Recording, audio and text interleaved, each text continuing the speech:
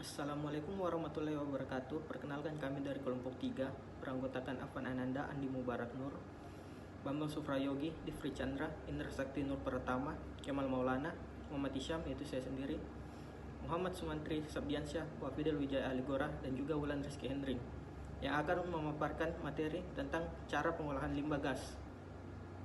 Baiklah, saya akan membuka presentasi kali ini dengan memaparkan materi tentang pencemaran udara. Apa sih itu pencemaran udara? Pencemaran udara merupakan peristiwa dan atau penambahan senyawa, bahan, atau energi ke dalam lingkungan udara akibat kegiatan alam dan manusia. Terdapat dua sumber pencemaran udara. Yang pertama merupakan sumber tetap, stationary source. Yang kedua merupakan sumber bergerak, mobile source. Sumber tetap dapat kita lihat pada pembangkit listrik dengan menggunakan bahan bakar fosil, pabrik-pabrik industri, rumah tangga, jasa, dan lainnya. Sedangkan sumber bergerak dapat kita lihat pada truk, bus, pesawat terbang, dan kereta api.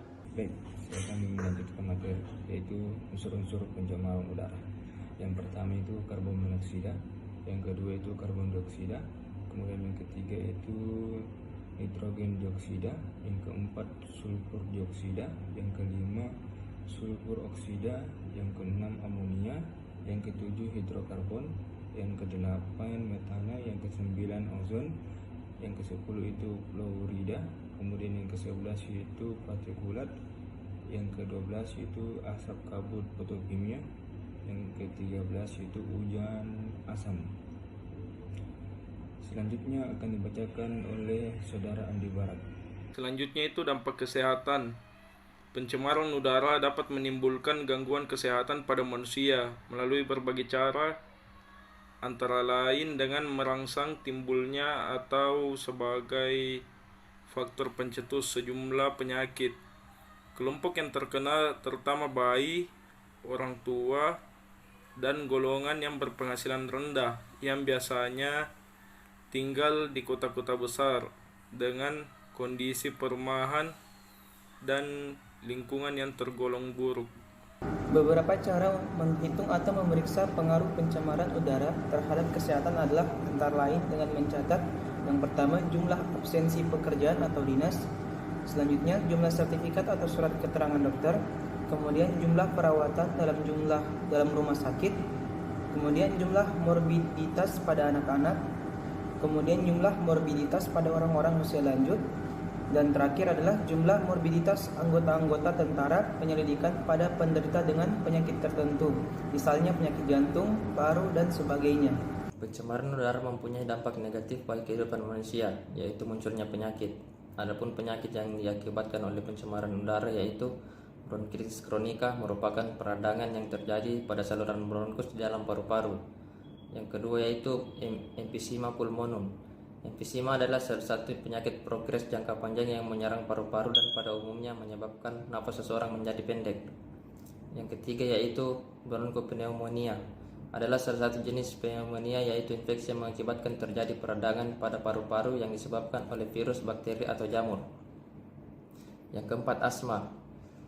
Asma merupakan penyakit peradangan dalam saluran udara bronkus. Peradangan itu akhirnya membuat saluran pernapasan bengkak dan sangat sensitif. Yang ketiga, cor pulmonel chronicum. Penyakit ini mengacu pada gagal jantung bagian kanan. Hal ini biasa terjadi pada orang dengan penyakit paru-paru kronis. Yang selanjutnya ada kanker paru-paru, penyakit jantung, kanker lambung, dan penyakit-penyakit lainnya. Pengendalian pencemaran. Industri memberikan bagian yang relatif kecil pada pencemaran atmosferik jika dibandingkan dengan pengangkutan. Namun karena kegiatan industri merupakan aktivitas yang mudah diamati dan merupakan golongan sumber pencemaran titik, masyarakat pada umumnya lebih menganggap industri sebagai sumber utama polutan yang menyebabkan udara tercemar. Belum lagi dengan limbah padat dan limbah cair industri yang semakin memperparah image negatif industri di masyarakat. Slide selanjutnya akan dibaca oleh saudara Kemal. Pengendalian pencemaran pertama yaitu cerobong. Cerobong itu menghasilkan isapan alamiah dan mengalirkan gas asap keluar dari mesin uap dengan kecepatan tertentu, mengatasi gesekan aliran gas asap yang terjadi mulai dari rangka bakar atau pembakar burner hingga keluar dari cerobong dan ini diharapkan setinggi mungkin sehingga tidak mengganggu lingkungan sekitarnya. Ventilator, yang dimana ventilator adalah alat yang berfungsi untuk menciptakan tarikan paksa. Tarikan paksa diperlukan apabila ketinggian maksimum suatu corong tidak dapat mengalirkan uap gas atau cerobong yang berada di tempat terlalu tinggi. ECO-SO2. ECO-SO2 berfungsi untuk mengurangi polusi udara akibat PLTU berbahan bakar batu bara, terkhusus pada buangan sulfur. ECO-SO2 dipasang dalam instalasi PLTU setelah ASP, sebelum buangan yang dialirkan melalui cerobong asap. Pemakaian ECO-SO2 menjadi mendesak setelah aturan ketat lingkungan diberlakukan, sebab selain murah dan banyak, ternyata batu bara menimbulkan polusi udara besar pada lingkungan. Slide selanjutnya akan dibawakan oleh Saudara Indra. Baik, selanjutnya saya akan menjelaskan salah satu cara untuk mengurangi pencemaran udara di lingkungan industri, yaitu dengan menggunakan koagulasi listrik. Jadi dengan koagulasi listrik ini, asap, debu, atau partikel yang dikeluarkan dari aktivitas pabrik itu dikoagulasikan dulu atau digumpalkan dulu sebelum keluar dari cerobong asap, utamanya pabrik-pabrik atau industri yang menggunakan cerobong asap.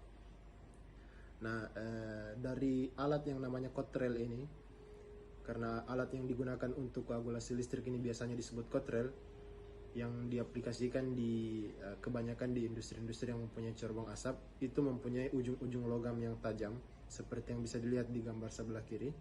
Ada ujung-ujung logam yang tajam dengan bermuatan listrik, itu dilewatkan itu udara atau gas-gas udara sisa dari aktivitas pabrik, sehingga debu-debu atau partikel diharapkan bisa menggumpal di daerah logam-logam yang bermuatan listrik itu, lalu mengendap di bagian dasar dari alat yang namanya kotrel ini.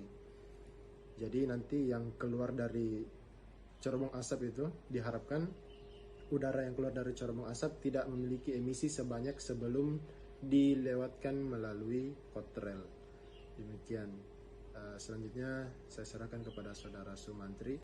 Kesimpulan dari slide 11. Pencemaran udara adalah peristiwa pemasukan dan penambahan senyawa bahan atau energi ke dalam lingkungan udara akibat kegiatan alam dan manusia.